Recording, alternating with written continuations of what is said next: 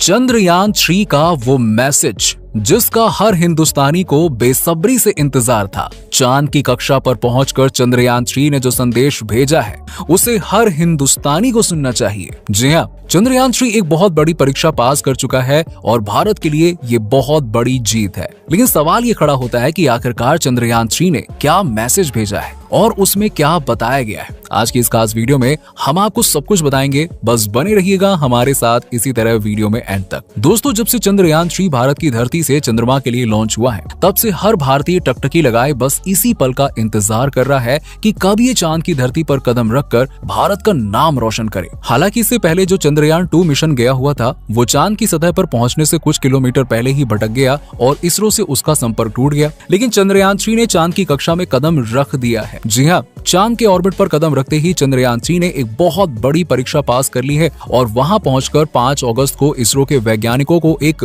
खास संदेश भी भेजा है। अब आप ये जानकर हैरान हो जाएंगे कि चंद्रमा के ऑर्बिट में पहुंचते ही चंद्रयान 3 ने इसरो के वैज्ञानिकों को ये मैसेज भेजा है। MOX इस track, this is Chandrayaan 3, I am feeling lunar gravity. Yes, यानी कि मैं चंद्रयान 3 हूँ और मुझे चंद्रमा की ग्रेविटी महसूस हो रही है। और चंद्रयान 3 का उस ग्रेविटी को महसूस करना, वहां पहुंचकर ये एहसास दिलाना कि चांद अब दूर नहीं है, सच में ये बहुत बड़ी सफलता है। और इसी सफलता को देखने के लिए इसरो के वैज्ञानिक न जाने कब से इंतजार कर रहे थे, क्योंकि जब सफलतापूर्वक चंद्रयान 3 14 जुलाई को दोपहर 2:35 पर सतीश धवन स्पेस सेंटर से लॉन्च किया गया था, तो इसके लॉन्च के साथ साथ भारत की उम्मीदें भी कई गुना बढ़ गई थी, क्योंकि सभी को ये बात मालूम थी कि जब चंद्रयान स्पेस में पहुंचकर चांद की तरफ आगे बढ़ेगा तो पूरी दुनिया हैरत में पड़ जाएगी। और यकीन मानिए यही हुआ भी। चंद्रयान 3 के लॉन्च होते ही दुनिया भर में इसकी खबरें चलने लगी और जब से भारत का ये मून मिशन सफलतापूर्वक आगे बढ़ रहा है, दुनिया भर में भारत की उतनी ही सराहना की जा रही है। और वो दिन भी दूर नहीं जब चंद्रयान 3 सफल रूप से चांद की सतह पर कदम रखेगा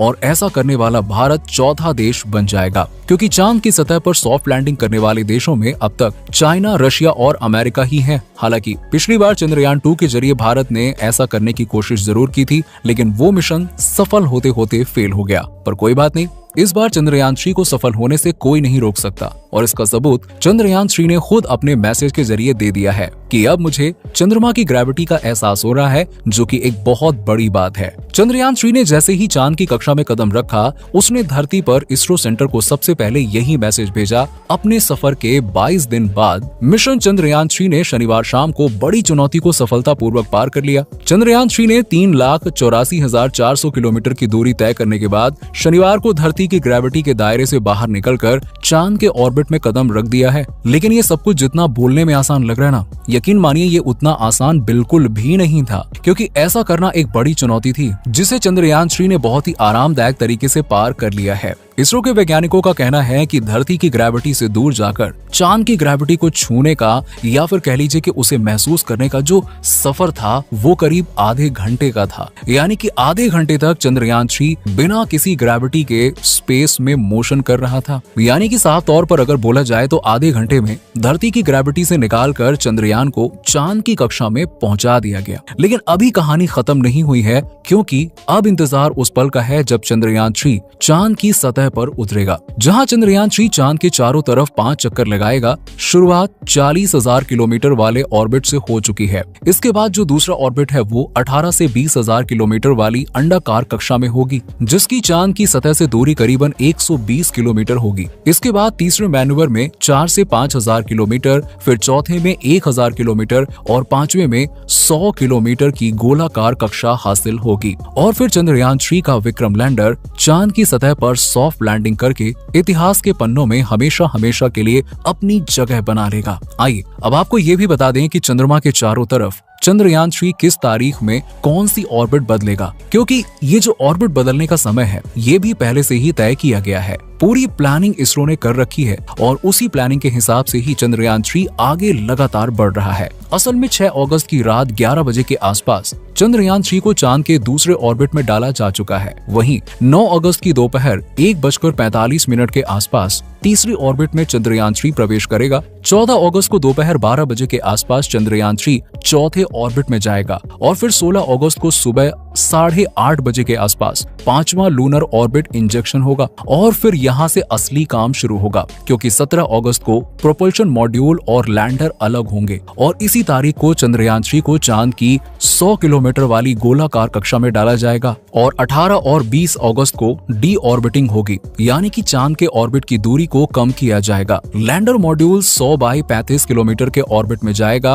और इसके बाद 23 अगस्त की शाम को 7:45 पर चंद्रयान के विक्रम लैंडर को चांद की सतह पर लैंड कराया जा सकता है। और जब ये होगा तो वो नजारा यकीन मानिए सच में देखने लायक होगा, क्योंकि वो वक्त भारत के लिए बहुत ही ज्यादा गर्व महसूस करने वाला वक्त होगा। इसलिए हर कोई बेसब्री से उस वक्त का इंतजार कर रहा है कि कब वो आए और लोग सीना चौड़ा करके बोल सकें कि भारत ने करके दिखा दिया है। हालांकि ऐसा ही कुछ करने की कोशिश जब चंद्रयान 2 मिशन के साथ करी गई थी, तो आपको बता दें कि चंद्रयान 2 में विक्रम लैंडर की हार्ड लैंडिंग हो गई थी। 3 महीने बाद अमेरिकी स्पेस एजेंसी नासा ने इसका मलबा ढूंढा था। इसके 4 साल बाद अब फिर से इसरो चंद्रयान 3 के जरिए लैंडर और रोवर को दक्षिणी ध्रुव पर उतारने की कोशिश करेगा। अब कई लोगों के मन में ये सवाल उठ रहा होगा कि आखिरकार लैंडर और रोवर क्या होते हैं। तो दोस्तों, अगर साफ शब्दों में कहा जाए तो चंद्रयान 3 एक मिशन है जिसके तहत इसरो ने रॉकेट लॉन्च किया, जिसमें स्पेसक्राफ्ट था और उसी स्पेसक्राफ्ट में लैंडर मौजूद था। वो लैंडर जो चांद की सतह पर लैंड करेगा, यानी इसीलिए उसको लैंडर कहा जाता है। जैसे कि अगर हेलीकॉप्टर जमीन पे लैंड करता है, वैसे ही लैंडर का ये काम होगा कि वो चांद की सतह पर लैंड करे और फिर लैंडर के अंदर रोवर मौजूद होगा,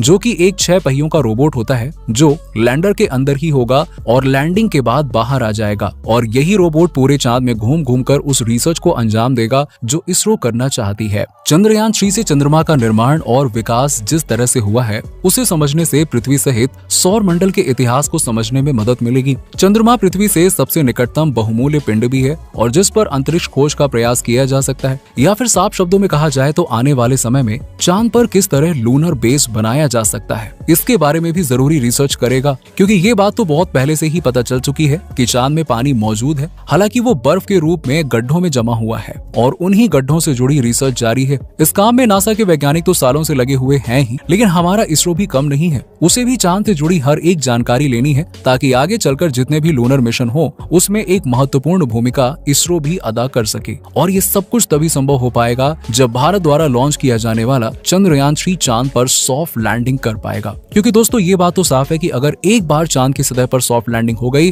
तो जो प्रज्ञान रोवर है वो बड़े ही आराम से वहां पर न केवल चांद की तस्वीरें खींच कर भेजेगा, बल्कि उसकी वीडियो बनाकर भी इसरो तक पहुंचाता रहेगा, जिसके जरिए वो तमाम रिसर्च करी जा सकती है जो इसरो को चांद के बारे में ज्यादा से ज्यादा जानकारी दे सकती है। और एक बार अगर चांद की सतह से जुड़ी हर एक जानकारी इसरो को मिल गई तो फिर आगे के मिशन करना यकीन मानिए बहुत आसान हो जाएगा। बाकी आपको हमारी आज की वीडियो कैसी लगी कमेंट सेक्शन में कमेंट करके बताना मत भूलिएगा और ऐसी ही वीडियोस को देखते रहने के लिए हमारे चैनल को फटाफट सब्सक्राइब कर दीजिएगा। धन्यवाद।